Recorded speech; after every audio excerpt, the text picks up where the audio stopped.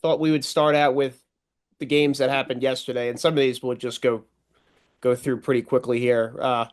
Houston against SIU, just domination just from the tip. SIU, they only were 2 of 24 from three, so that just gives you an idea of what was coming down the Yeah. pike from just that stat line alone. 15 of Yeah, 49, well, 30% from three. I mean, from the field. So you just Houston just suffocating defense. most times recipe for an upset, you're gonna have to shoot well. If you're big, we're talking about a mammoth upset, 215, 116, maybe even 314, but you're gonna have to shoot well, you're gonna have to rebound well, and you're gonna have to have that special guard. And if you don't shoot well, there goes your dream, especially against Houston, who's a great defensive team. Yeah, Houston, they had 50 rebounds to SIU's 27. So you just there's no way Yeah, of winning when you have that kind of absolutely disparity not. there. But you know what? SIU, nothing to feel bad about. Houston might be the best team in the country right now as we speak. So Yeah, they Houston's obviously had a Houston, fantastic year. Houston, Duke, and Florida look like real number one seeds. Auburn, Yes, Auburn. Yeah, we'll get to everybody, but yes, those three definitely I think have separated themselves from the pack. But Houston, and I got to tell you, Uncle Dave, I really like the teams, the high seeds that just roll through their first game. I think you have an aura of confidence about you, and the teams that like Alabama today, you have to expend so much mental fortitude and energy that I think you kind of the second game it might be dangerous for you. So I yeah. think that's something to keep an eye out for these teams that had really easy wins, these high seeds like Florida and Duke. I think that just kind of will carry over into the second game for some of these teams. And Well, plus you get your guys out early. Like today, yes, Duke subbed at like the 16:07 mark. Took note of that in first cycle. yeah, They went about five or six, went three deep right away, and that's a huge advantage. so it's a big advantage, especially when you got to play in less than 48 hours in some cases. Yes, So it's a smart move. If you're not a deep team, the having the day off is good, but it's not as good as being able to get out there and have 9 or 10 deep and saving some energy on the players. And so that game was a blowout. Houston just murdered them. yeah. So Houston just did what they were supposed to and just dominated from start to finish. And then we go to Alabama State and Auburn. And Auburn does win by 20, but this game was in the first 10 minutes, like you said. That's kind of how you gauge some of these things. It definitely was close and dicey there for a bit. Well, even right before the half, it's dicey. And then Auburn opens up a little bit of a lead at the half there, and then first 5 minutes of the second half, which we always talk about as coaches that are the key. That was the key, and then they blew them all out. And at that point, we saw how Auburn's supposed to play. Auburn, though, I mean, there's some things that glare out in the stat sheet here. 8 of 32 from the free throw line, 18 of 32, Yeah. 56%. That's you got to shoot better than that from the foul line. And obviously, credit to Auburn's defense on this. But if Alabama State just was able to hit a little bit better than 6 of 25 from three, 24%, this might have been a one or two score game here with like 7, 8 minutes left in the ball game. And, Well, that's the part that people at home who never coached or played at a decent level don't understand. So you say, well, they got open shots because against Alabama, you're going to play fast. You're going to get open shots, but you're still playing at a pace faster than you're used to. And so it's like taking your Long Island AAU team to Jersey City or Philadelphia, and all of a sudden your 15 open jumpers that you get on Long Island, you only make about two of them instead of six of them because there's a kid flying at you who's a little longer, yes. a little more athletic, and a little quicker. And so the Well, that's game's kind of over. what you saw with some of these one matchups versus these 16s. Florida basically did that. And Duke did that, and Houston did that. It's just like you said, these teams that are these 16 seeds, obviously they're excellent teams, but we're talking a different type of athlete and athleticism. And Mount St. Mary's coach even said it. He's like their length and athleticism. It's something you haven't seen, so it's hard to replicate that in practice. Obviously, Yeah. And impossible. Rob, Actually, it's not hard. It's yeah, impossible to do that. And yep. you're obviously scrambling that at the last minute. So I think in these games where you have these, like you talked about, these mammoth upsets, I think you have to shoot well, and I think you have to outcoach the opposition. I think too. I Yeah. think it's And it's it's part of about the whole. styles, and you have to get the tempo where you want it. And take care of the board, get the tempo where you want it. And to be honest, you got to hope that they have a little bit of an off night too, because sometimes teams just react. So that game was a blowout too. After a while, Alabama gets away from 'em, but Yeah, Alabama eventually pulls away, correct? Yep. But yeah. Obviously, it was one of those games, though. The other 116 matchups, they were pretty much over in the first 7, 8 minutes. This game Yep. certainly was not. Right. And we'll take it down to the Tennessee Volunteers against Wofford Terriers. And Yeah. I didn't see a whole lot of this game, but looking again at the stat line here, Wofford actually they you have the right kind of formula here. You shoot 11 of 26 from three. That's almost good enough right there. But Sure. you look at the turnover battle, 11 to Tennessee's 6. Uh, Yeah. Well, this isn't even a great Wofford team. They had much better teams about 5, 6 years ago, but this Tennessee game allowed them to get most of their points when this game was over. Tennessee got out on 'em pretty good. Tennessee was a solid performance. Tennessee's calling cards, the defense. So hey, even though Wofford's, Lanier just had a monster game too, 29 points. yes, yeah, and And Ziegler yeah, has the a double European double with 12 and 12. Ziegler was good. The European kid was good. I mean, Tennessee was pretty much in control this whole game. It was a solid game. I watched it. Solid lead the whole way through. So I mean, it's just basically again, it's one of these things where the lower seed they can kind of hang with them, but eventually the top seed just kind of wears them out over time. We saw that tonight with the Michigan State and Bryant game. Just eventually they're just over the span of the 40 minutes. Eventually they just separate slowly but surely. But obviously credit to Wofford for keeping it to a 15-point game here. So I mean, great season Sure, for them again, no question. Then we go sure. to Uncle Dave, St. John's and Omaha. And this is kind of like the Auburn game here a little bit. Omaha really kind of gave St. John's some problems in the beginning of this game, but obviously St. John's pulls away by 30. But Yeah, again, like the first 10 minutes of this game, it looked kind of interesting. yeah. Omaha was up 7-0. I saw that come across the ticker, and I kept going back and forth. But St. John's again. St. John's, you start to feel them with about 10 minutes left in the second half. That's when you feel the effects of the way St. John's plays. And again, you can't They just wear simulate you those down athletes. with defense. Yep. Yeah, St. John's had a couple of guys sprain a couple ankles. Lewis hurt himself. We'll see how he does. But again, just a good game. But St. John's too much, wore you down at the end. Lewis, again, playing like the stud that he is. There's nobody that's improved more from one year to the next besides those St. John's players. The big kid, Scooby Doo, and Lewis, those guys have improved. That's why Rick Pitino's workouts. We'd love to be a fly on the wall for those workouts because his guys get better. Yeah, St. John's basically four guys with double figures, and like Lewis had a great game, 22 points, 8 rebounds, 8 of 14 from the floor, hit five of Yep. his 8 3-point attempts. Yep. He does that, I think they have a good chance to win any game. And Yep. Omaha, really, they had the formula here to win one of the metrics at least. They only had 7 turnovers. And Yeah. against St. John's team, if you turn the ball over 7 times, you have a you're figuring, hey, we must have taken care of it well enough where we put ourselves in a position to win at least in one of the phases. But you go 5 of 36 from three, 13%. That's really all she wrote there. And Yeah. 18 of 70 from the floor, 25%. Nah, yeah. You got name of the game's basketball. You got to put the ball in the basket.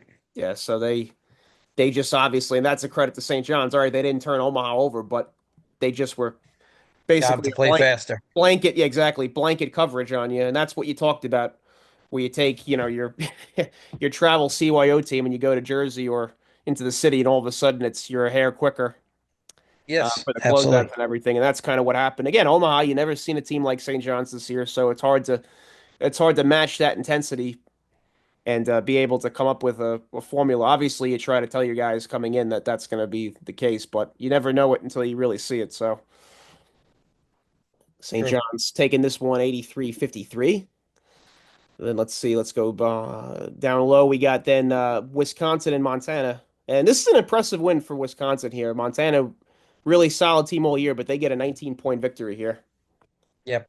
Yeah, I took Wisconsin in the survivor pool, even though we don't talk about that stuff, just to survive because I knew Wisconsin would be fine. But this new Wisconsin style, old Wisconsin, I would never pick them in a survival pool. But Wisconsin in this pool is the way to go because you know what? They're going to play fast, and Montana's going to try to play fast too, and they're not going to out Wisconsin in this case. So that's a situation where you just know that they weren't going to be able to do it. And Wisconsin, you have the basically the right thing to do to win here. Formula, you got 16 of 20 from the free throw line, 80%. You do that, you always have a great chance of winning right there from the Yep. from the free throw line. And you look at the turnover ratio, Wisconsin actually turned the ball over 3 more times than Montana, but Sure. God, I mean, and from 3-point land too, they were not great, Wisconsin either, 7 of 23. So Not a great shooting night from the 3-point line, but their 2-point field goals though obviously made up the difference. They were overall 31 of 56. So you shoot 55% and you hold the other team to 40%, you're going to win that game. So Yeah. Wisconsin just a solid victory. They just come out and they handle business. Then we'll go to Texas Tech and UNC Wilmington. And I didn't get to see much. It's why I'd say this is the kind of the pet peeve I have with March Madness. It's great in one sense and kind of tugs on your heartstrings the next. You can't have your eyeball on every game, so it's frustrating from that point. You're constantly flipping back and forth. It's great when Yeah, you this game wasn't really a game either. Texas Tech just workmanlike victory, just took care of business and took them out. It wasn't really much you could do at this game right here. You knew this game was gonna come out this way. They just weren't solid enough to, Wilmington. It's a good Wilmington team, but not even the best CAA team we've seen in recent years. So not like those College of Charleston team that we saw last year. and Kerwin Walton with 27 points. Yeah, Unbelievable game for him Texas yesterday Tech there. is solid though. Texas Tech is a little under the radar this year.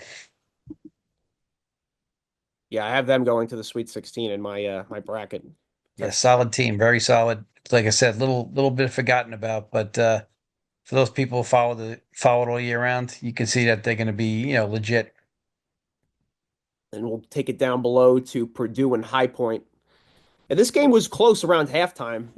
You Yes, it had was. it was a 10-point game at halftime, and if you're High Point, you're thinking, all right, this is we just keep it close in the last 5, 6 minutes. But Purdue basically breaks even with them in the second half, and 38-36 for the second half overall point differential.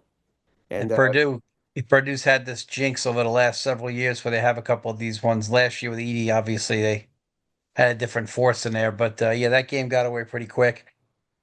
But in the second half, there it got away pretty quick. But Purdue was solid. They got some they got some inside presence. They have Smith in the backcourt, and Purdue is it was a solid win. But again, you'd like to see Purdue play a little bit of defense in the first half to get high point out of their stuff, but they didn't.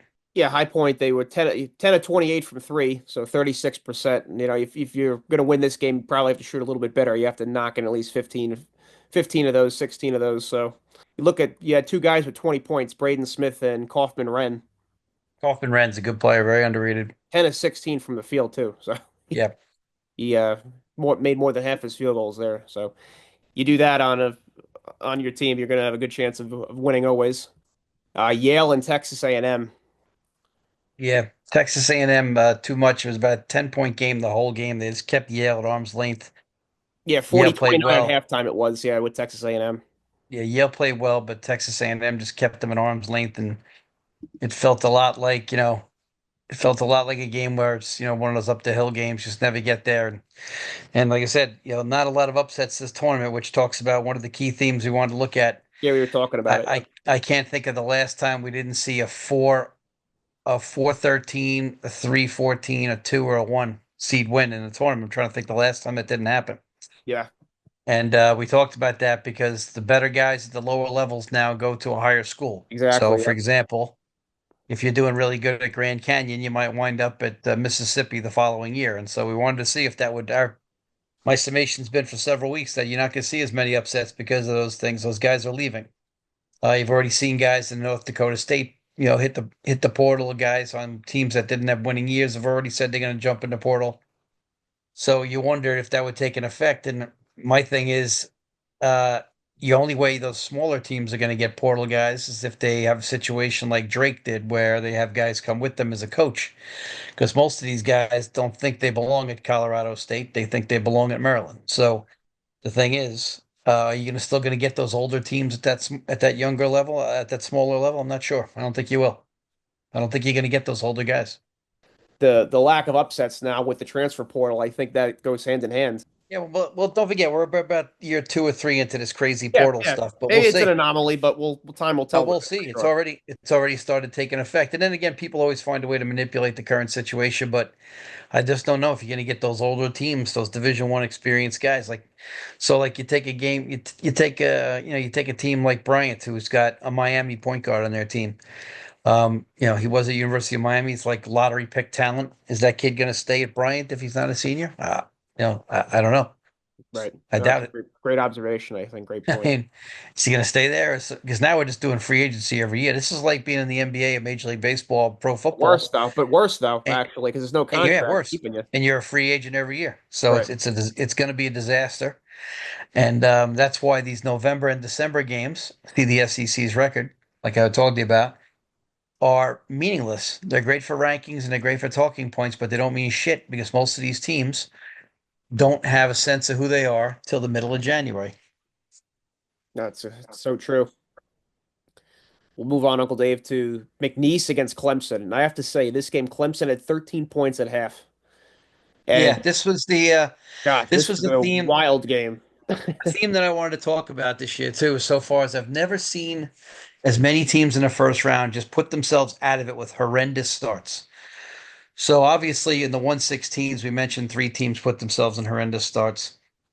Clemson put themselves in a horrendous place. Louisville put themselves, both ACC teams, in a horrendous North place. Carolina did, yep. Carolina did today in a horrendous place. Akron today did in a horrendous. Like if you're going to get out and score 15, 16 points in the first half of a Yeah, game, you're done. Yeah, it's no you're really. done. I mean, basically, unless that 10 minutes in the second half, that right away you dominated, there's no hope then for you. There's not a. Right. And last year we saw people writing in on Twitter that, Virginia should not even be in the tournament because they got off to such a horrendous start versus Colorado State. But here we are. We had about three or four teams that did worse than they did this year. Right, And so if you get out, you can't win the game maybe in the first 10 minutes, but you could definitely lose it. And right. so you're sitting there, you're gonna score 13 points and a half. And this was something I've just never seen teams react this poorly. Clemson is a veteran team, a physical team, and yet everybody's talking about the switching defense. But the bottom line is, how the hell do you not just post up when Shefflin is 240 pounds? And and the other He only big had one fellas. point. He only had 1 point yesterday. Yeah, but you know what? It's funny because I caught him watching yesterday a couple of times, and so they chicken shit it out. I hate to say that, but and I love Clemson and I love Coach, but they chicken shit it out, and that takes a great season, probably the best season statistically in Clemson history. Yeah, I'm 27 sorry, and but 7. how They you never end had. your season can ruin it, and that just ruins their season. And so you took all that good feeling they had, 18 wins in the ACC and a winning road record in the ACC, and things they've never done before, and Yeah, you it just means ruined it nothing. It means because nothing when you lose this game. I agree. yeah, and if you lose this game by one or two Right, on a right, buzzer beater, it's different. You got your ass kicked. right. I mean, but What you, makes but you, what makes it even worse too is McNeese. They're 4 of 19 from three, and they only shot 50% from the line, 11 of 22. So the game was right there. If you play actually halfway decent as a unit, you win this game easily. yeah. Well, Clemson just froze. I've very seldom seen teams like that resume freeze. You're in the headlights. Yep, In high school, we've all had teams freeze us and stuff like that. But in college, and this year, like I said, happens less. Yeah, we saw four or five teams this year. I don't remember this ever happening in one round where teams just froze and put themselves out of it by pathetic offensive performances. like it was And Stan I, Van Gundy in the Carolina game. He's like, if Carolina had played the first half like they played the urgency left in the second half, he's like they would have won this game. It's true. yeah, Carolina's gotten off to bad starts all year. See the Duke game. But the thing is, it's just one of those things. There's a disconnect there, and you can tell us coaches, we see our teams with a pattern all year long, and we even harp on it before the game start. We can see a pattern with our team, and the kids are the kids. They blow you off. They don't think you're right. They look at you. You're over 30 years old, so they don't think you know anything. And then you tell them, hey, listen, dude, I've been doing this longer than you've been alive. But they look at you like you're crazy. But unfortunately, you know your team's weaknesses, and unfortunately, they usually come home to roost and cost you. And especially in Carolina's case. But a lot of teams just did not react. I'm just so shocked that Clemson didn't even react and have any fight in them. And I think part of that is the reliance on the three, the reliance on the jump shot, and also in conference, you know each other so well. When you get a fresh look at somebody and you've had 2 days to prepare, it's It's not the different. same. Yeah, it's different. Yep. Plus, your practice time is not your practice time. A lot of the practices are held in open arenas. You don't get to go over a lot of the hardcore stuff. Hopefully, before you got on the plane to leave, you did that, Yep. The but media it's is not the different. same. Everything, the presentation, the arena, everything is different. The ball. Yep. It's just not the same the way you prepare going over someone's stuff in your own gym and Yes. then in a neutral gym. It's not the same. I've done it. And it's just less you can do. There's less you can get after the guys. It's so the speed bothered Clemson in this game, but then use your strength and your bulk to lean on them, and they didn't do that. Yeah, you kind of play into the hands of the other team when that happens. I think, like you said, the analytics with the 3-point shot, it's creeped its way into college a little bit too much. I mean, we're looking at, I've read you the stat lines for some of these th teams that are shooting from three. Like you see, we're going to talk about UC San Diego Tritons against the Michigan Wolverines here. UC San Diego, they're 7 of 30 from three. If you put up 30 shots from three and you only make seven of them, there's really not a lot of path for you for victory right there. They got off to a horrendous start too in that game. Yeah, They got off to a bad start. A lot of teams just getting off to really bad starts. Georgia got off to a horrendous start versus Gonzaga. And that's not even a strong Gonzaga team. I picked Georgia in that game in the bracket, but just because I figured, you know what, this is the worst Gonzaga team statistically we've seen in years. But Georgia looked like a deer in the headlights. but it's unbelievable. So this UC San Diego team against Michigan, they turned Michigan over 14 times. So you have the turnover differential 8 to 14. So that's good right there. But again, some of these stats are incredible. Like Michigan from the free throw line, 11 to 20. These teams, I tell you what, you can't be shooting that and expecting to win ever from the foul No, line. My goodness. no, and Michigan again. Donaldson's done all right, but yeah, I have suspects. I feel like their backcourt suspect. Wolf, of course, can play point forward, so that takes up a little of that. But Yeah, still, for them. Yep. I think it's going to cost them eventually. How about Tyler McGee for UC San Diego? 3 of 15 from the 3-point line. He has finishes with 25 points, 9 of 27 from the field, but 15 threes he takes. He only makes three of them. Well, that's like I said all the time. No, there's no sport where you can put up more hollow numbers than basketball. So you look at his stat line, you go, "Hey, 25. You 3 of 15. It's a bad night." Right.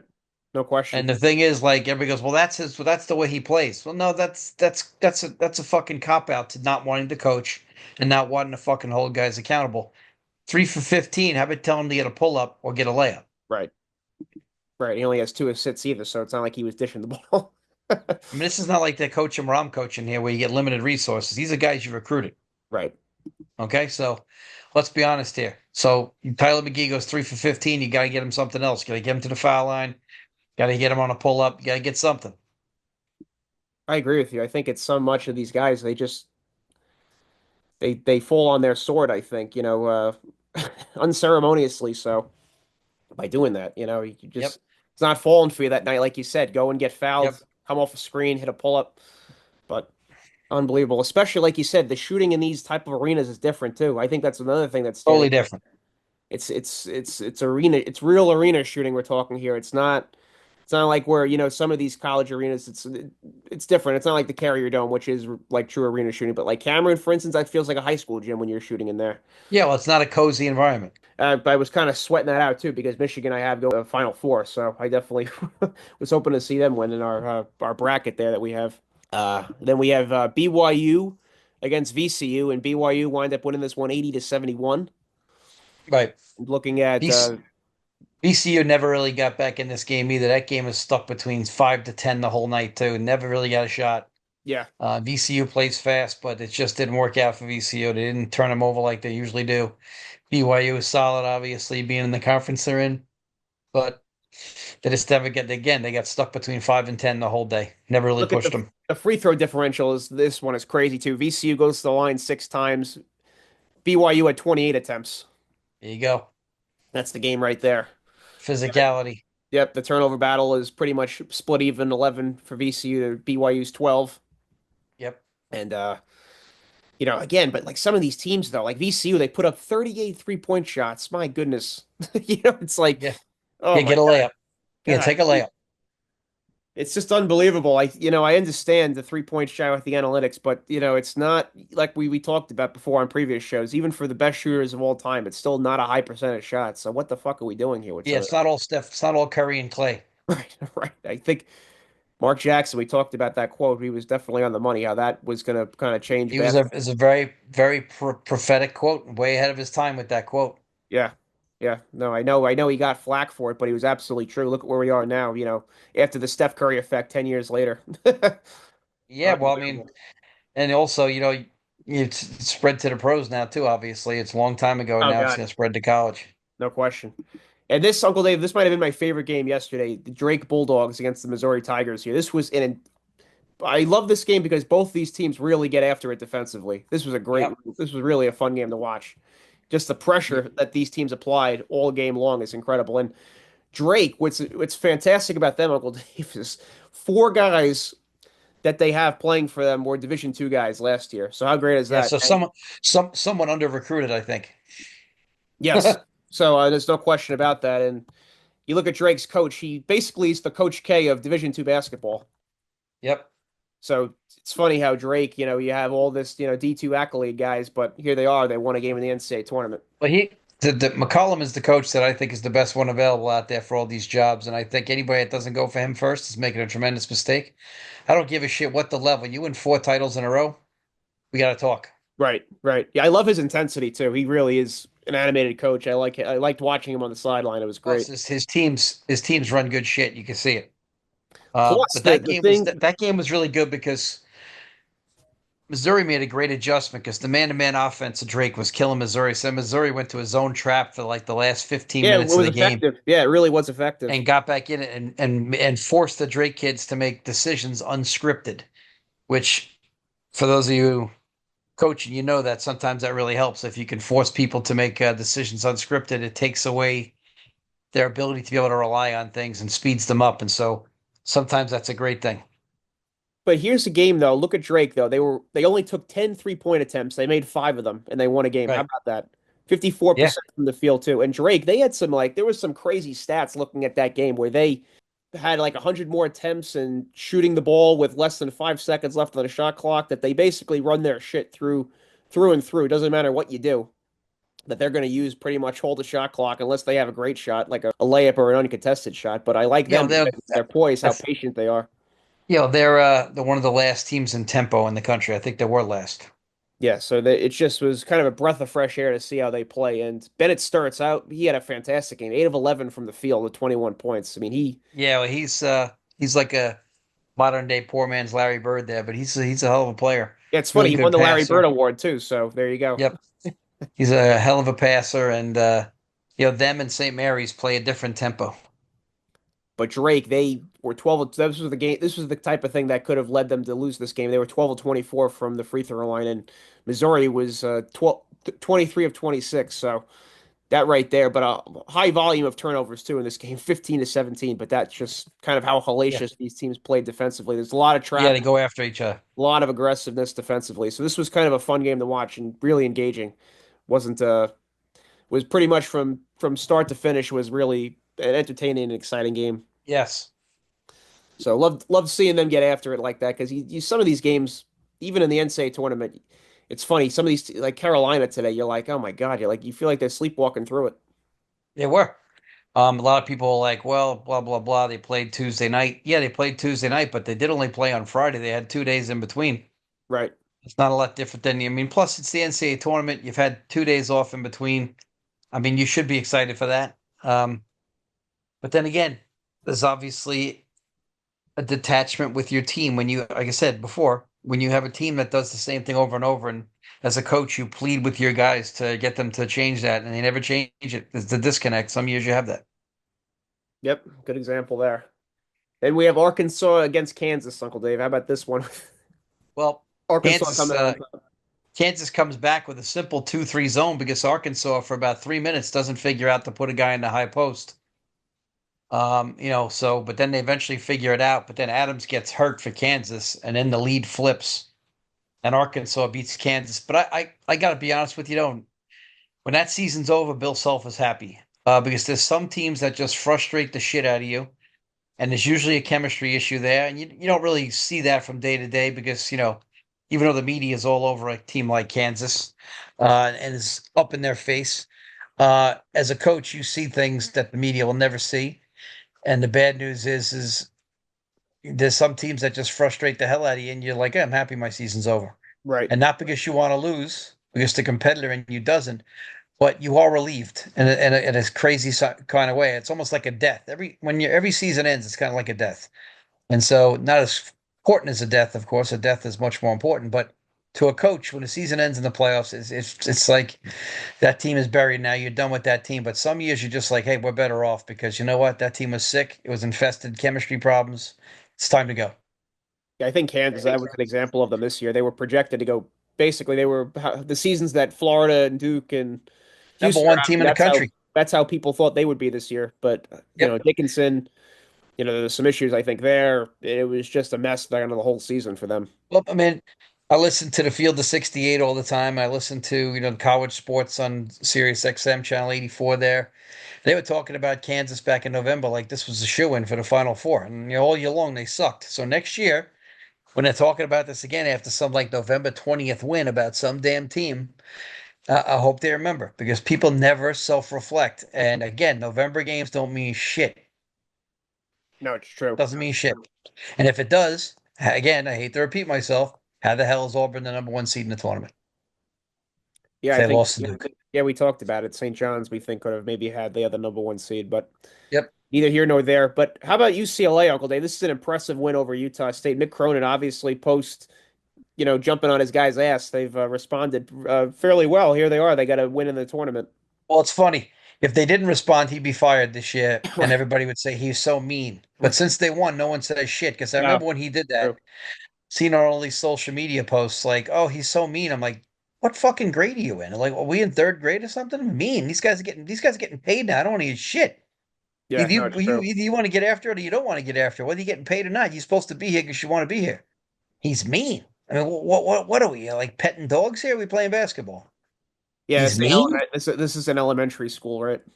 Yeah, this is not middle school where everybody rotates through a CYO or shit ass AU here on Long Island where you pay and you play. You're Right. supposed to earn your goddamn crap and you should earn it. I don't want to hear about, he's mean and because they won, all's forgotten. No, it's true. It really But is. Utah State is another team got behind way too early, just played themselves right out of the game. I said there's 6 or 7 teams that just played themselves right out of the game in the first 10 minutes out of 32 games. So that's just shocking. No, it's true.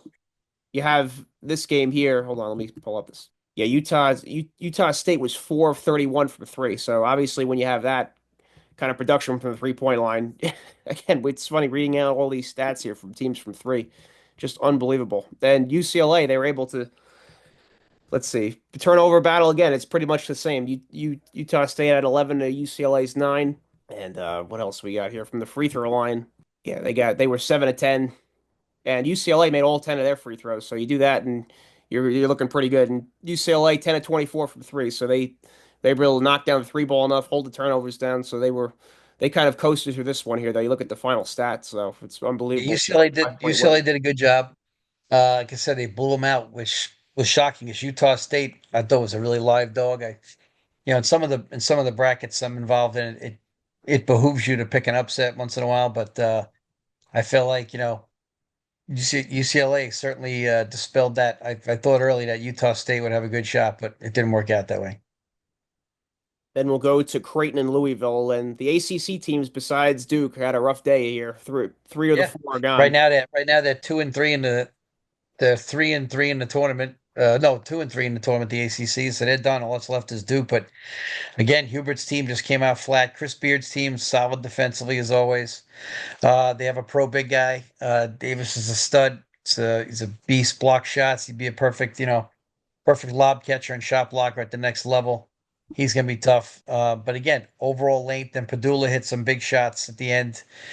UNC cuts it to 2, but then Padula hits a 3 because Cadeau went under the screen rather than go over the screen with Padula on a flare with about a minute left, and that's all she wrote.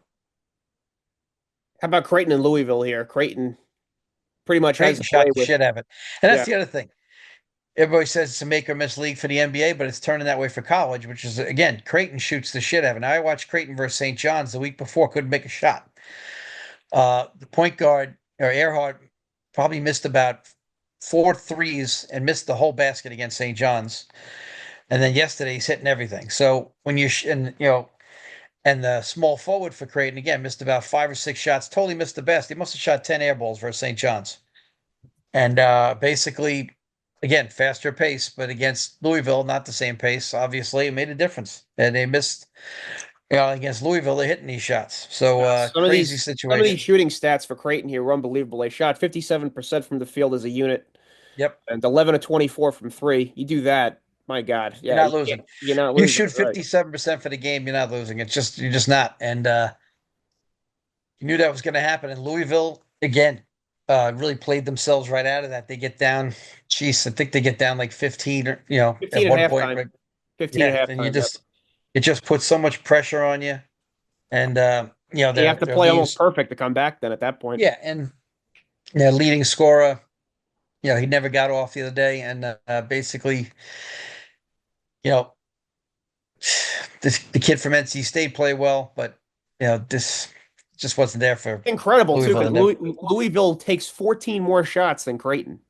They were yeah, 30. well, yeah, that's their pace, but it's sad because they You just like never your got off. chances. I You mean, think if I shoot the ball 14 more times than my opponent, I have a rather absolutely. decent chance of winning there. And Hepburn had a good game, but that was it. Nobody else showed up, and the big kid made a difference against Louisville, who was Edwards undersized. had 21, but he was 9 of 22 from the field, so he Nah, played he okay. never really got off until late. That game was over. Yep. That game was kind of like, just one of those games that we talked about where you shoot yourself and you play yourself right out of it. Lipscomb did the same thing today. It's 11-10 versus Iowa State, and Iowa State's missing a player, and all of a sudden, Iowa State's blowing them out. But for Creighton, Ashworth and Neal both had 20-point games. So Yep, Ashworth had 22 and Neal had Neal got off, 29. So but they, 57% is the killer. I mean, we could count on one hand giving up 57% and winning the game. yeah, absolutely. You do that, you shoot that well, you're gonna win the ball game. Absolutely. Then we'll take the last game of the yesterday's slate, this Georgia and Gonzaga game, and Gonzaga gets down in this game 20. But Georgia gets down 25-3 at Yep, one game's point. over. Games, right? Yeah, you pretty much are climbing up Mount Everest at that point. But And this is what I'm talking about. Like, so when you watch the Clemson game, the defense wasn't terrible, but these teams lose these games on offense. They don't. I mean, like today, most teams do a decent job of running their offense. Clemson yesterday did not even run their offense. From what I saw at Georgia, they didn't run theirs either. Like you just take bad shots, and it's like there's no maturity to slow these guys down and make them, hey, feed the post, get a Laker cut, get a give and go, just basic Well, basketball. that's But the no, thing but with the lack of maturity with these teams, I think we're seeing. It's that teams, when they get in a rut now, longer than ever, they're staying in it now. They're not getting out of it. well, that's what's surprising though, because like you watch these teams just they don't even come down and run any offense. It's just disgusting. And then, like I said, Clemson, Shefflin's 240. How do you not post him up against some skinny ass kid? I'll tell you what. I always do a drill at camp. You can jump as high as you want, but if my body touches your body, you don't jump. Yeah, no, it's When I true. make contact with you, your vertical means dog shit. Right. And so, because you can't jump when I'm touching you. So if you all you gotta do is put your hand on a guy when he jumps, watch him jump. It's a lot less. But you know what? They didn't put a body on anybody. The other big kid for Clemson didn't put a body on anybody. Hunter did not look good either. Zachary looked a little lost. They just did not play well. I think, like you To said, me, it's to true. me, that's the bagel of the tournament so far because Clemson had a great year. That's the bagel of the tournament. Clemson gets the bagel award. Yeah, I think what you've talked about, it's so true though too. I think these teams, they're pulling the trigger too quick early in possessions on offense. They're Yep. not running anything. That's why I love Drake so much. Is that they're going to make you play at their tempo and they're going to make you defend the whole shot clock. Some of these teams, you're taking a contested three in the first 5 seconds here. Why are you doing that? Yeah, and if you're on a roll and you're having a heat check, Right, I'm all for it. exactly. Right, right, But you got to right. be able to read. You got to be able to be balanced in your approach. It's so true. Yeah, you have to use a judgment call on some of this stuff. But the coaches, I guess you have to blame them some too. You can't just blame the Absolutely, players. It's a two-headed spear right there. But absolutely. we'll get to today's games, Uncle Dave. Duke just basically has their way with Mount St. Mary's, so they Duke just smacked the shit out of them today. Excuse the French, but they did. They just crushed them. Wasn't even a discussion. As I go grab some water here on but our podcast here. that's what a number one team does though. They just go out and they just Yeah, handle well, it. them Florida, looked like real number one seeds in Houston. That's what number one seeds are supposed to look like.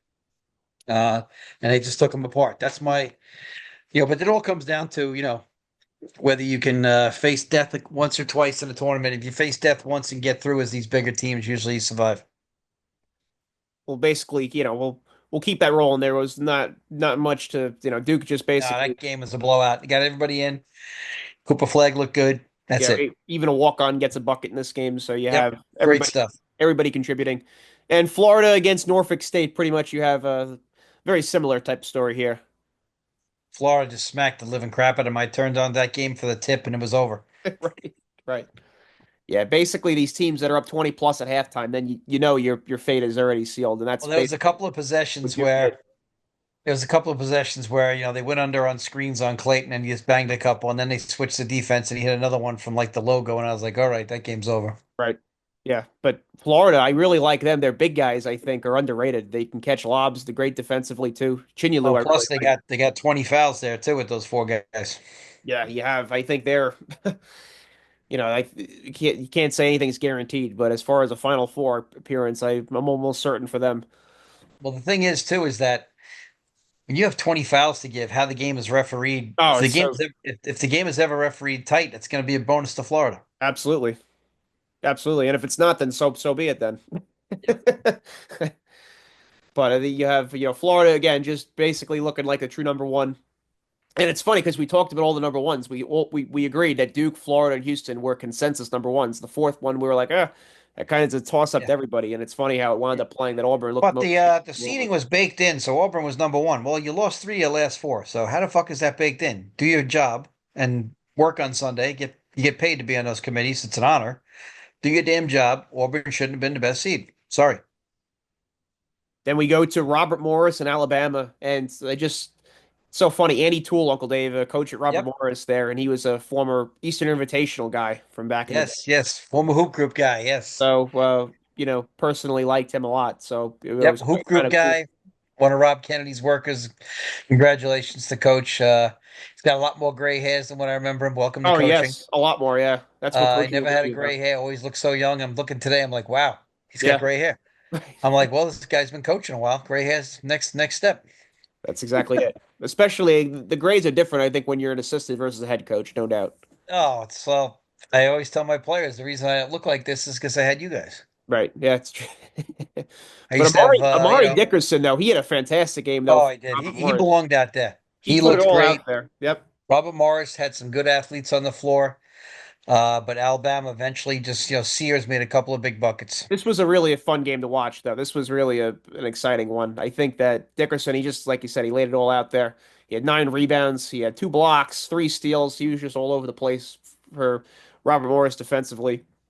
And you look at the game here, 7 of 27 from three. From it's just, like I said, it's kind of just shameful. I think some of these teams with the 3-point launches here. Alabama 16 of 20, 6 of 21 though, so you almost break even there. Yeah, Alabama turned the ball over 3 more times, but like you said, it just came down to Sears being able to make 11 of 13 of his foul shots and having a couple big buckets. Yep. Alabama wound up pulling away here. But again, this was kind of a game, though, where it's 40-36 and a half. So Robert Morris, if you're them, you're a believer at that point. And they really didn't, to the last like 3 minutes, it was up in the air as to who would win this game. And Robert Morris actually had the lead at one point in the second half.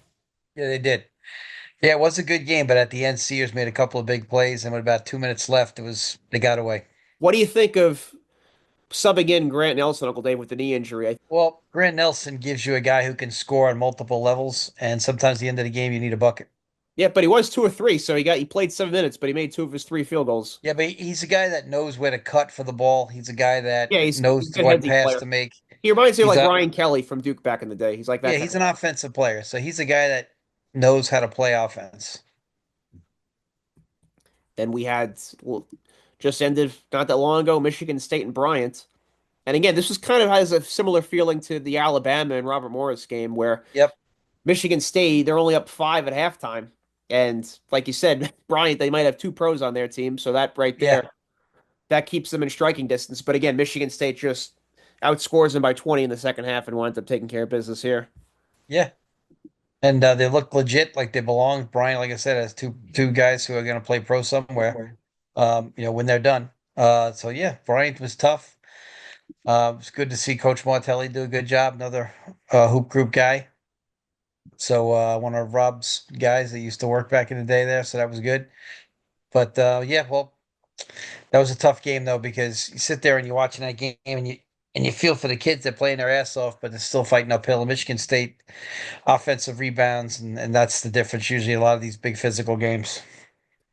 Cohen Carr, though, Uncle Dave, stood out to me. 7 of 10 from the field and 18 points. He's just like not that he's like this guy, but he reminds me of like a Dennis Rodman effect. Just, instant energy, just up and down the court constantly. So I thought he really Yeah, stood well, out.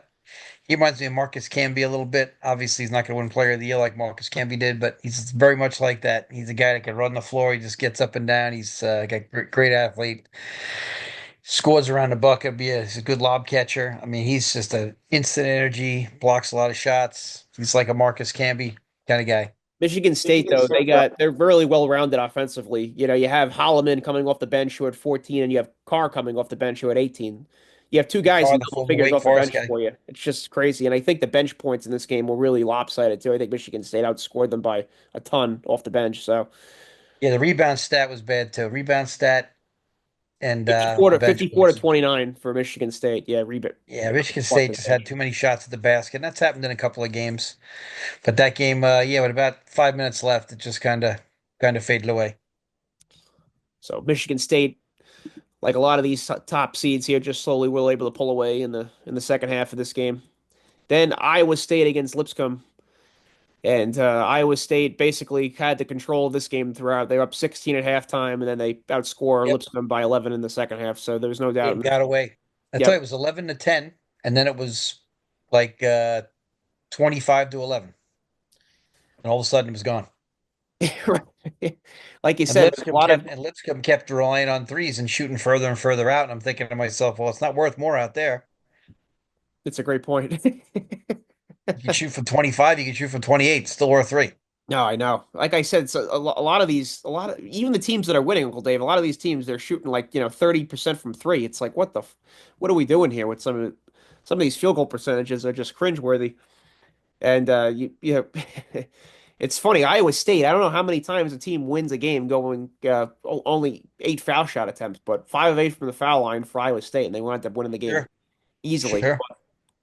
They only attempted 19 3-pointers, so it's not like they were just launching and chucking from three all over the place. So it's interesting how a team that didn't shoot a ton of threes only had 8 attempts at the free throw line.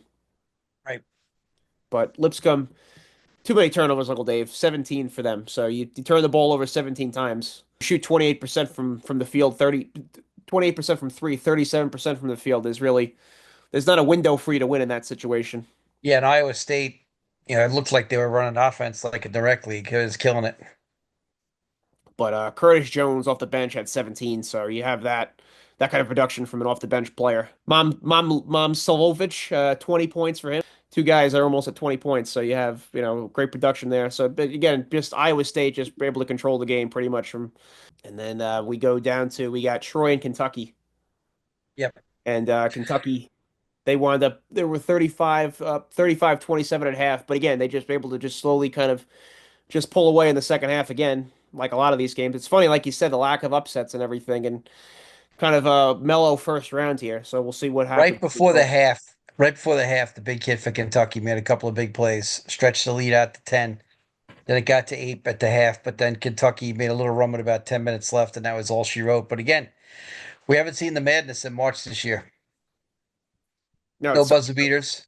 We haven't seen the madness yet, and you wonder if that's going to take an effect. I mean, the portal might affect that. We'll see.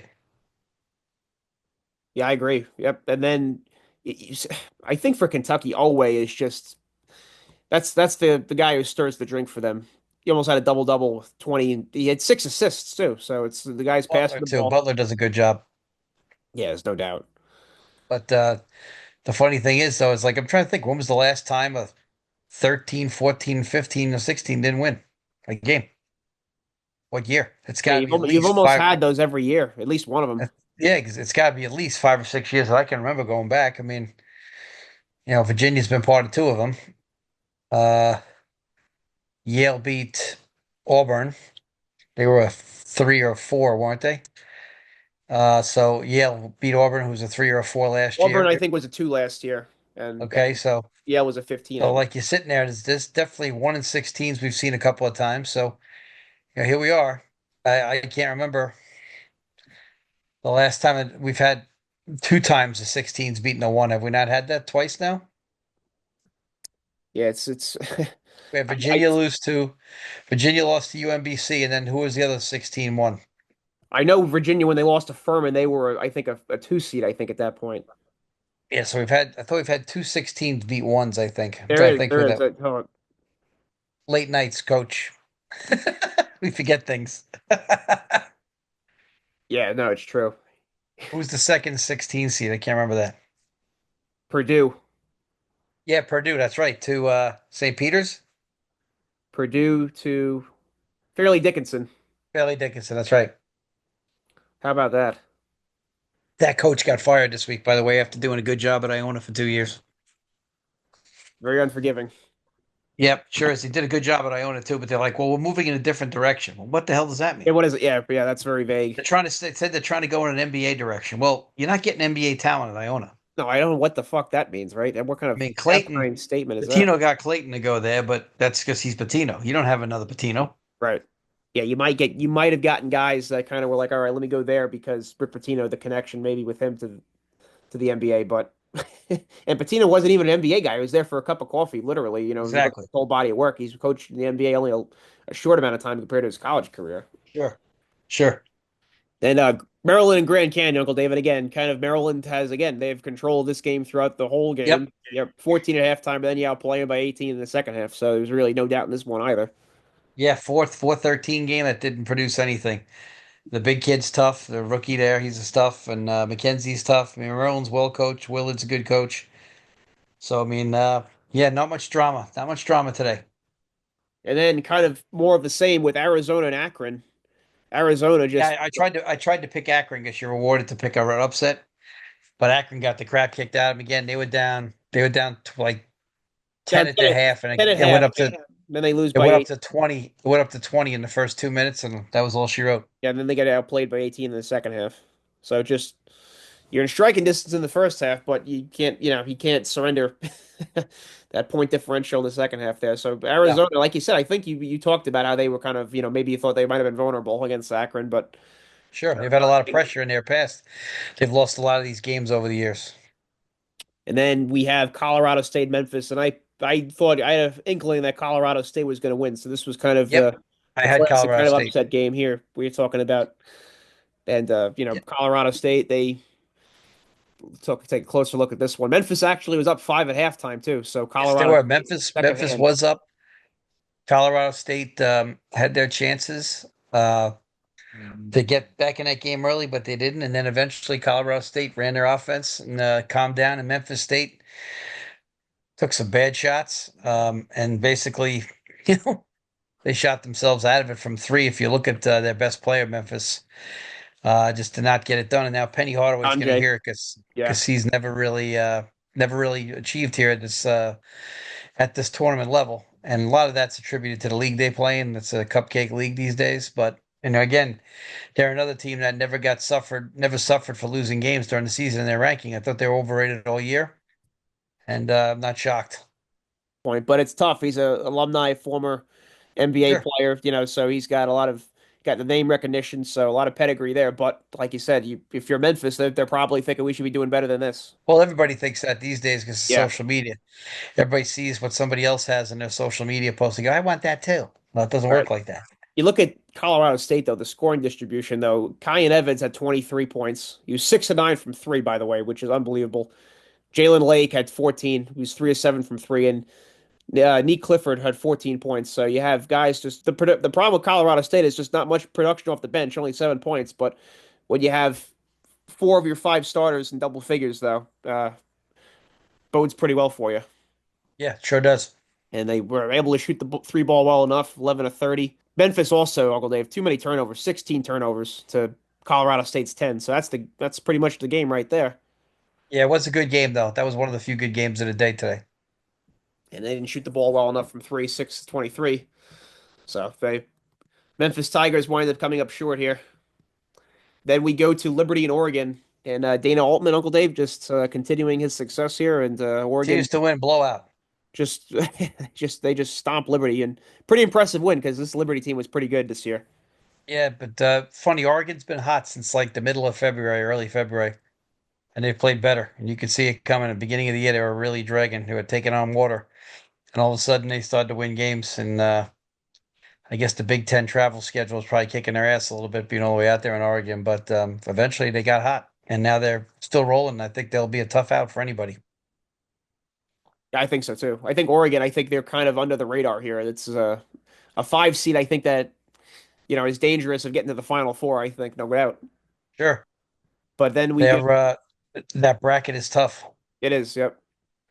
Then we'll head over to the Xavier Illinois game, Uncle Dave, and Illinois. Oh, Illinois shot it well. And the foreign kid really played well tonight. Good point guard. He had a couple of impossible shots. Xavier's well coached, and as we know, Sean Miller. But Illinois just had too much tonight. Xavier had a great year from where they came from. They were struggling at one point, but obviously Illinois has been up and down. But Illinois shoots the second most amount of threes in the country, and they did that again tonight. And then what might have been the best game of today, actually, is St. Mary's and Vanderbilt. And I got to say, Vanderbilt, they had two great looks from three at the end to tie this game. Yes. This was really a fun one to watch here. I think this St. The one kid Mary's, was a big one. The one kid was a big guy, but I give him credit for pulling it. Just didn't go down. St. Mary's, though, Marcelonis got in foul trouble, and then St. Mary's went on a run. Marcelonis goes out with about 10 minutes left with his, well, actually 12 minutes left with his fourth foul, and then they go on a run. And then basically Marcelonis comes back in and hits two big threes under 5 minutes left, and they pull away and they win that game. And again, Vanderbilt some tough shots here or there. Some guys today that really shot themselves out of games, like Haggerty shot himself out of a game today. He just kept shooting shots and he wasn't making any. So the kid of the day though that was the most impressive. The kid Hubbard is from Mississippi State. Holy crap! yeah, He he's looks like yeah, he he has no looks like he looks conscience. like Yeah, he looks like Baron Davis. yeah, yeah. He has no conscience. He's just pulling from wherever. Oh, but he's he's like a fun watch. Yeah, he he's not just pulling though, he's hitting. yeah. He's legit, and he looked like Baron Davis. So for guys who are even older, Ray Williams, same body type, great athlete. Ray Williams on those late '70s, early '80s Knicks, brother of Gus Williams. But he had the same body type, same lift on his shot. I mean, he's going to be small, so we have to see where the NBA wants to put a guy like him. But he is legit. You watch the way he plays. Oh my goodness! I know there are better players out there, but as far as like just body control and things of that nature, he was tough today. Matter of fact, at the end of the game there, they run a dribble handoff down three, and he dribbled. He probably shouldn't have handed it off, but he did. And Baylor is just immensely talented. That this Baylor Duke game right here, that's going to be fun This is watch. one we talked about weeks ago that we did not want. Yes, that's true. And everybody said, "Oh, nobody even mentioned Baylor this whole week." I'm going. So again, I'm on a couple of different Duke sites as a Duke fan. I'm like, guys, Yeah, this is not a game you want to see. no, this could bite you in the ass. This one, You want to see Mississippi State win because we can shut down Hubbard. right? One guy's not going to beat us. But I'll tell you right now, this game today. Oh my goodness. Yeah, they got freaking Amir is a good player. He's like 6'6.5". He's not 6'8" like they list him. He's going to give us trouble because he's a great passer. He knows where to cut into gaps to get the ball. He can take our bigs outside. This is a game where we're going to miss Brown a little bit. I guess he can cover him. Whereas Malawach it's a good defender on a smaller guy, but this is going to be a tough matchup. You got Roach who's coming in here and knows everything Duke does. That makes a big difference when a guy knows all your stuff.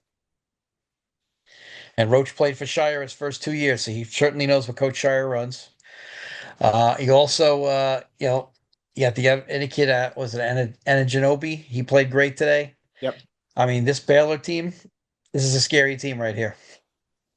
Yeah, I think we're gonna see. I think they're gonna give Duke all a handful. There's no doubt. I Oh don't yeah, think this this is the this game where is you just stomp on you them. could be looking death in the face here if you're not careful. I think Edgecombe too is immensely talented. VJ Yep, Edgecombe, he's this yep. freak athlete. Reminds He me was great of like today. John Morant type of He player. was he was great today. Yeah, you know what I mean. They just again the production from their starters though. Again, not much off the bench, only 9 points off the bench, but Yep. Love. Wright, Edgecombe, and O'Meara just all played excellent. Yeah, And 15 unbelievable, and right? 19 from the foul line, too. So, I mean, they hit their foul shots, able to shoot just well enough from the field. And how about this, Uncle Dave? You have Mississippi State, they shot 50% from the field to Baylor's 43 and a half, and they wound up winning this game by three. How about that? Again, Yeah, Michigan, I mean, not Michigan, Baylor, they got 10 more field goal attempts, too, than Mississippi State. yeah. Vela did get a couple of loose balls here and there too, but again, they have those veteran players down the stretch of this game, and it showed. Amir's been to a Final Four. Omir's been to a Final Four. Roach has been to a Final Four. And now the coach has been to several to Final Four, and probably would have run back to back if he wasn't injured that one year, that Kansas one. They've got the recipe. They've got experience. And the worst part is that the rest of the world will jump onto this bandwagon if this is pulled off. But some of us are just talking about it now because we understand the game. They go, well, they had the recipe all along. Well, where the hell were you saying that before? Like this, the recipe doesn't change. You have guys who are experienced, and all of a sudden, they're not all of a sudden experienced. They've been experienced the whole time. You know what I'm saying? So Yeah, no, it's a true. crazy situation. Yep. People say, well, they're experienced. Well, yeah, they were experienced in March and February too, because we knew that they were underachieving this year, and here we are. Well, They're Baylor going to be a pain Baylor in the fits ass. that. I think it's a new season now. The fact that they underachieved, 2 months ago, now it doesn't mean anything now. So you have a No, team now that has a big tournament win under their belt. Now they're flying high, and they're like, all right, we got nothing to lose here. Duke people think Duke is maybe the best team in this tournament. We're gonna go at them now. So we're gonna. yep, yeah, they got nothing to lose. They're playing with house money. No, it's so true. But Hubbard, though, Uncle Dave, how about 11 of 18 from the field? So he had a great game. Hubbard. Yeah, Hubbard's like I tell you, he was the guy of the day I liked because Baylor covered him tight. He just was. He elevates. He's strong. He's got a great stroke. I mean, he is, like I told you, it's Baron Davis, maybe a couple inches shorter. No, I agree. He plus he's an exciting player to watch too. Just just like you said, he's gonna real good. His body control is incredible too. The way he uses his pivots and everything. Just and his lift on his shot too is another thing too. Just incredible. Yeah, he's impressive.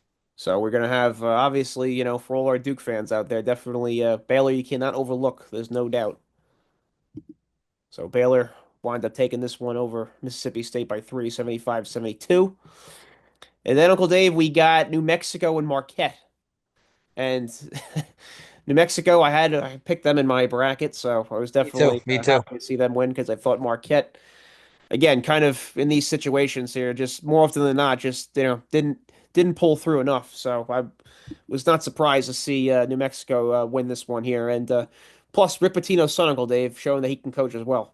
Yeah, he's done a great job. Minnesota didn't work out for him, but as Minnesota's finding out, they hired an alum. Didn't work out for him either. And again, how many of these schools are going to look in the mirror? Now, I know Minnesota back in the day was always a pretty solid program, but if you're not going to have as many resources as the rest of the teams in your league, these days it's more about resources than ever before. So, but he's done a great job at New Mexico. He's on the short list for a couple of jobs. I would not be surprised if Villanova jumps on that. Villanova decided late that they want to coach. So I think that's a guy that we have to watch. I agree, but you have from Marquette, Uncle Dave, you have David Joplin, who had 28 points. He had a great game for them, 9 of 15 from the field. So he did his part, no doubt. He had a fantastic game, but I mean not Villanova, Marquette just again. So a lot of these teams I think that are going to have trouble, I think, is there's lack of production off the bench, I think, scoring wise. When you only have 4 points off the bench, I think it's tough for you to win long term Well, in that's this what's going to tournament. happen to Maryland. Everybody talks about the Crab Five for the Maryland, but the Crab Five is great, but you got to get something off that bench. You get in foul trouble, the Crab Five is going to go the wrong way. But yeah, Marquette. Well, Jones was okay, but at the end of the game, you know, the kid Dent was better. And you look at Dent and Junior Joseph. Yeah, Dent had 21 and Junior Joseph had 19. So they were, and again, it's incredible. Their lines right there. Nelly Junior Joseph he was 7 of 10 from the field, Yeah, and Dent was 7 of 17. yeah, But I got and news for you. Dent has to watch the turnovers. There are 8 turnovers by himself, yeah, he got a couple of buckets late on a couple of back doors, but yeah, he can be careless at times. and I think Noland. That could be a for New Mexico. That's a big deal right there. 11 points off the bench. Get Yep. a guy who hits three or four threes coming off the bench for you. That's definitely something that's a weapon for you right there. But Yeah, them Michigan State will be fun. yes, it will. Then we got Uncle Dave. We got the last game of on the score sheet here. We have UConn and Oklahoma. And how bad is Uncle Dave? Danny Hurley proving he could still win, even though his teams are not the same as they were the last 2 years, but still gets a tournament win here. Yeah, I was surprised Oklahoma didn't get out to a better start. Um, now I thought that they would be, because UConn's had trouble stopping good guards, and the kid for Oklahoma is a stud. Fire fears, so he's a stud. His brother plays for Michigan State, so really good guard. And UConn's had trouble keeping guys out of the lane, but UConn found a way to get it done, and they made some big buckets down the stretch, hit their free throws, and got it done. Yeah, I think I like UConn a little bit more than a lot of people do because off their bench, they get 18 points off their bench. So I like teams that are able to do that. I think You know, bodes well Hurley's for you. style of play, you get exhausted, so he needs a bench. He almost creates a bench because of that, which is nice. Yeah, but Solo Ball had a really nice game. 14 points, 5 rebounds, was 4 of 7 from the field. And Caravan and McNeely were just able to do just enough. And I tell you what, Caravan and McNeely had some timely buckets for them down the stretch. Yeah, they sure did. Caravan made a couple of nice plays, a good offensive player. The big guy played pretty well for them too, for a change, which was nice to see. But yeah, McNeely's tough. He's a freshman, but he plays beyond his years, and you know, although most of those guys are new, there's still an expectation that you should win. But I thought Oklahoma would have would play a little better. Not that they didn't play good enough to be in the game, but I thought Oklahoma would play a little better. But then again, that's the team I thought that deserved to be least in the tournament. How they the 9 seed at 6-12 in your own league, I just don't know. Yeah, it definitely is peculiar. But If you're gonna put them in, which is hellacious that you put them in at all, you'll put them in the 11 game, make them play an out bracket. I mean, yeah. bullshit. I mean, who do they have naked pictures of? Oklahoma, though, 17 of 53 from the field, so 32%. You just can't win a game when you shoot 32% overall from the floor. And Very true.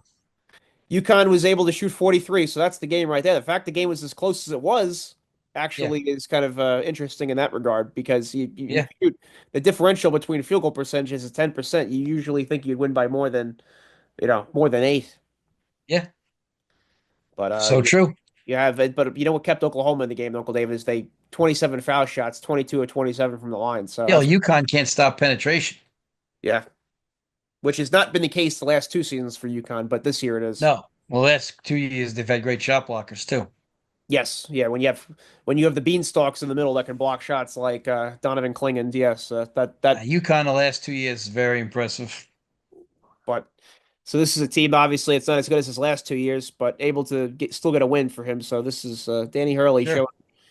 showing. He's just overall just a great coach. And there was a He stat is. that came out that was just incredible that UConn their last 11 games never trailed in the second half in their last 11 tournament games. I mean, that is incredible. Yeah. Yeah. And I mean, when Whaley gets a real stressful game. He might flip out totally. He flips out on a regular stress game. He flips out on one of these games. I know his But ex- he's a great coach. What do they expect him to do? Be calm? yeah, his expressions are classic. I think there's no Yeah, question you could read exactly what he's thinking. exactly. He's an authentic person, Danny Hurley, there's no doubt. Yes, he sure is. He's original. But overall, Uncle Dave, what's your takeaway from all the games as a whole? My takeaway is teams, again, some of these 3-point attempts are late in the shot clock, so I grant some of that. But I think some of these 3-point percentages, though, are just abysmal. I don't know why so many teams are taking these 3-point shots when, Well, a bad shot's like a turnover if it leads out to a long I mean, rebound and the I other team read you all gets it. the 3-point percentages, at least more than half of them had to be below 30. Well, the thing is, we talked about this a couple of weeks ago on one of those Saturdays. We said it was like, and Wednesday, we said it was like blowout Saturday and Wednesday for some of these teams in big games. I feel the same way today. Some of them are mismatches. Like, you're playing Florida and Duke. I don't expect you to be able to hang in there. Well, But make the but exception for them. a lot of the teams in closer matchup games just didn't show up and put themselves in big holes. And this is what we talked about at the beginning of the podcast. Gonzaga, Georgia, Clemson, McNeese. Yeah, exactly. Yep. Yeah, you just put yourself in such a hole, it's over. But Carolina too. I mean, you have some of these games where it's like I understand if it's a regular season game, even then it's unforgivable. But you're in the NCAA tournament. This is your life you're playing for here, and teams Yep. just look just. I don't know if the right word is disinterested or just cool breeze, whatever term you want to throw at it. But you don't feel the urgency coming through the TV. As for example, you watch that Drake and Missouri game. There's no doubt those teams are playing like their life depends on it. Like Yeah. North Carolina, the first half, I'm like, what? I'm like, it looks like Yeah, they there's look like they walking. weren't. Yeah, they didn't look like. And Clemson didn't look like they Clemson, knew what the hell to same do. thing. Yep. And Georgia with Gonzaga, same thing too. Like you said, you Yeah, can't win a game in the first half, but you can certainly lose it. sure. But I think overall, though, obviously this is such a great time of year and a special day. These first 2 days of the tournament. Like I Yep. said, it's bittersweet though in the sense that there's so many games, but you can't have your eyes on all of them. So that's the one Yeah, I pet was peeve I fortunate. have. I was fortunate. I got to see every game on the channels and just hit the back button. It was great. It was Yeah, fucking. It was awesome. so you basically you have to either commit to one game or you have to be spry and be seeing only little snippets of each game. So Yeah, I choose the snippets unless a game gets really close or an right, upset alert, then I go over to it. right, yep, nope. I think that's the way to do it. And then what do you see, Uncle Dave? We're going to look at what we got tomorrow for games. Let's see, Saturday here. Let's look, take a gander here. Saturday, Sunday games are always the best. I've said that a couple of times in this podcast over the months we've been doing this. The Saturday, Sunday games are always the best. You get some haymakers here. So we got 12 McNeese against number 4 Purdue. That's a toss up. And McNeese, you figure they're I don't know if you've seen Uncle Dave, like the viral stuff of their manager with like walking out with like Yeah. the beatbox and everything. So they feel like Yep. they might be like the Cinderella team that believes in anything. So like you Yeah, they're said, that playing with could a be little they're dangerous. playing with a little destiny. But like I think I read their stat sheet though. They were like 3 of 17 from three and half, 11 of 22 from the free throw line. So if you're Clemson, you're kicking yourself over that one. You just play even Yeah. All halfway they did decent, was you're out not all they great. did was out quick Clemson, and Clemson didn't take advantage of their strength.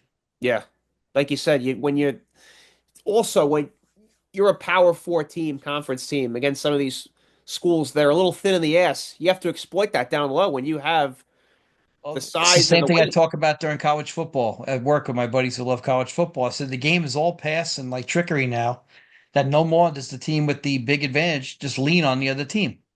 So back in the day, if Notre Dame was playing like Northern Illinois like they did this year and lost, back in the day, Notre Dame would line up. They'd put their 350-pound offensive linemen on you and they'd lean I'm on going to you. wear That you game would out be over. eventually. Right. But now we got to do the RPOs and we got to do all kinds of other double reverse and everything's a throw. So when you make everything about a throw, you take the more physicality out of the game. Yeah, basketball Same is thing similar in here. a sense. Yep. And when you make everything a three, you've taken a lot of the physicality out of the game, and that's why a lot of these bigger teams like Clemson did not use their size advantage at all. No, it makes you wonder. It really does. You figure that had to, if you're a coach, how is that not a talking point or something to really lean on? But the Like, hey, funny thing is, the as outside as a shot isn't coach, going. We're going to use this. as a coach, you get on that bus, that staff. I guarantee you they didn't sleep a wink last night. They're just thinking, what team just showed up, and this was their year. They graduate almost everybody. Yeah, so obviously you're back to the drawing board if you're the Clemson Tigers now. Sure.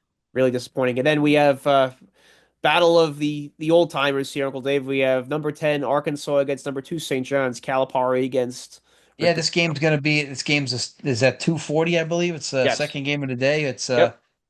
This game will get a high rating in New York, especially St. John's. But this team, you're going to run up and down with Arkansas. I think Arkansas is not as skilled. I think Kansas would have bothered St. John's more, but I think Arkansas definitely has a chance to win. I just think that St. John's, unless they have a really bad shooting night, is going to win this game. I agree with you on that. Then we have number 5 Michigan against number 4 Texas A&M. Yeah, this one is a toss-up because I just don't trust Michigan's guards. I know they got the great high-low, and Dusty May's a good coach, but so's Buzz Yeah, Wolf, Williams. Wolf and Golden, I really like their front court, but yeah, Me Donald's too. a good guard, but like you said, I think they're a little thin, I think, in the backcourt. We'll see. I mean, Texas A&M Yep. And getting then it done. Texas A&M, boy, yep, the Aggies. But we Yep. have so it's so funny, like you talked about too. A lot of these games too, you this is not a team that you've game planned for all year, and you're seeing this team fresh for the first time. Really, this tournament is peculiar that way. So when you have your conference in play, you kind of have an idea for how everyone is. But this is totally foreign now. You get a team that you have to prepare for in 2 days. That's an elite team.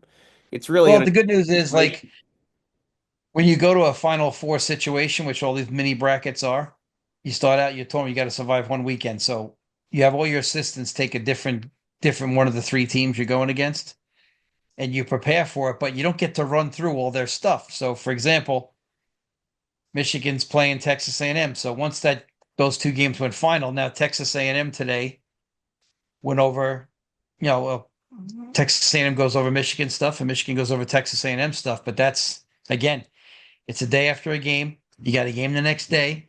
So it's light work. It's all mental work. It's not physical work. There's no muscle memory involved here. right. And so this is a problem. And this is why these teams exploit each other. And we take a look at 6'10", we have 11 Drake and number 3 Texas Tech.